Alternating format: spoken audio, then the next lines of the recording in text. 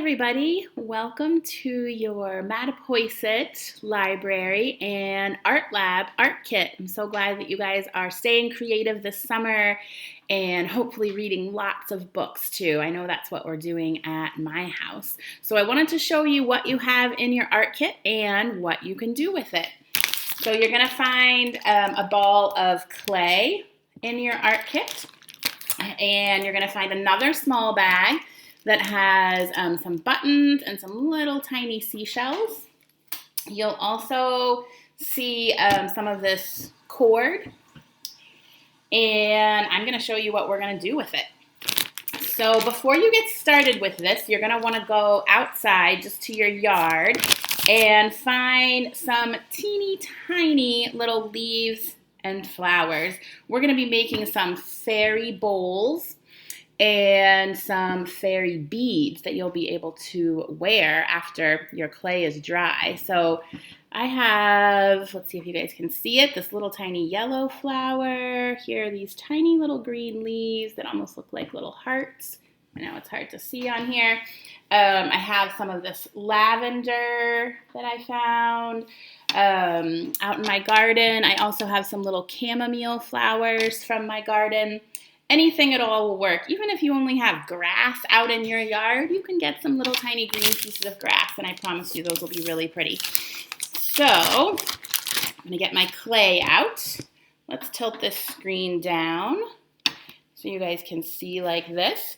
I am going to divide my clay in half, and then I'm going to take one ball, and I think I'll divide this one in half again, and I'm going to stick this one on here. So now I have one ball that's a little bit bigger and one ball that's smaller. This smaller one I'm going to use to make some beads. So the first thing I'm going to do is take a pinch of clay off, and I'm going to roll it around in my hands. You could also roll it on the table if you want. Just going to kind of make a nice circular shape here. One more thing that you're going to find in your kit is a toothpick. This is going to be for poking a nice hole to make your bead.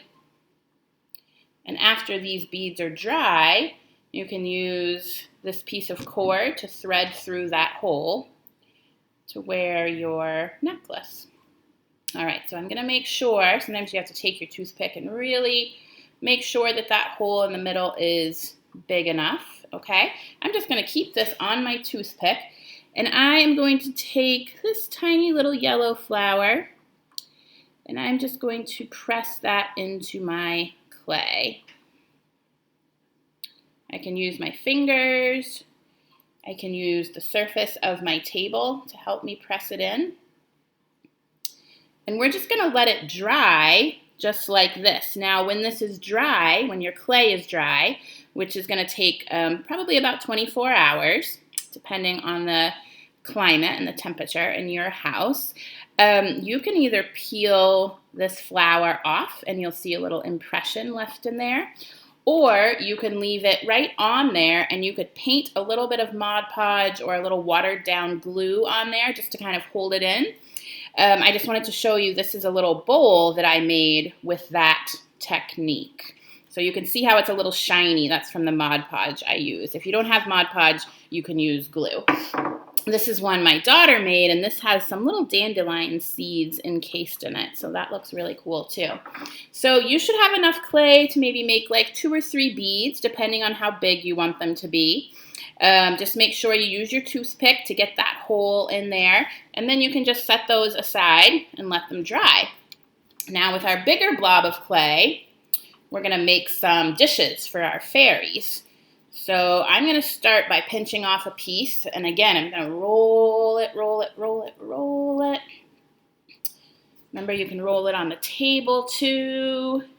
Try to get it right in this palm of your hand. Okay, so we'll get kind of a nice round shape there, and then once I have my round shape, I'm just going to take a thumb or a finger, stick it in the middle, and then pinch all the way around. This is going to be a little fairy bowl. And then, again, let's see, we can take some of our flowers. I'm going to take some of these little pieces of lavender, and I'm going to press those right into the surface of my clay. And it can also be fun just to make some plain little white bowls and then just fill those up with some of your flowers. And I think the fairies will just love and be super attracted to these little tiny clay dishes using our natural items that we find outside. And it's fun too, you get a chance to go outside and look for flowers and leaves. So I still have this big chunk of clay, so what could I make with this? Let's see. Let's make a plate this time. So I'm going to start off again, same way. Roll my clay around in my hands. I like to do it in my hands. Some people like to do it on the surface more. So you can decide. And now I'm gonna use my fingers to smush this plate all the way out.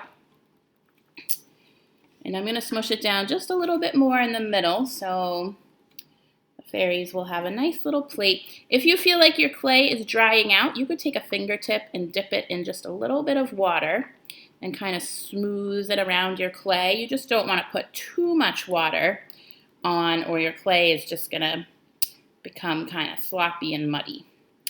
Although, of course, that can be fun to experiment with. So I'm not going to say don't do it, but I will tell you that if you make that choice, it might be hard for you to create these fairy dishes. I'm going to put this little leaf right in the middle of my plate for the fairies, right here. I'm carefully going to peel that up from the table. You don't want to make it too thin or it'll be hard to peel up off of your surface, okay? So I will let you come up with your own ideas for the rest of your clay. I'm sure you can make lots of really cool fairy dishes and fairy beads. Don't forget to send the library or the art lab some pictures of your creations so we can post them on our websites and on social media. And thanks a lot for joining me today for fairy beads and fairy dishes. Have a great summer, you guys. Bye.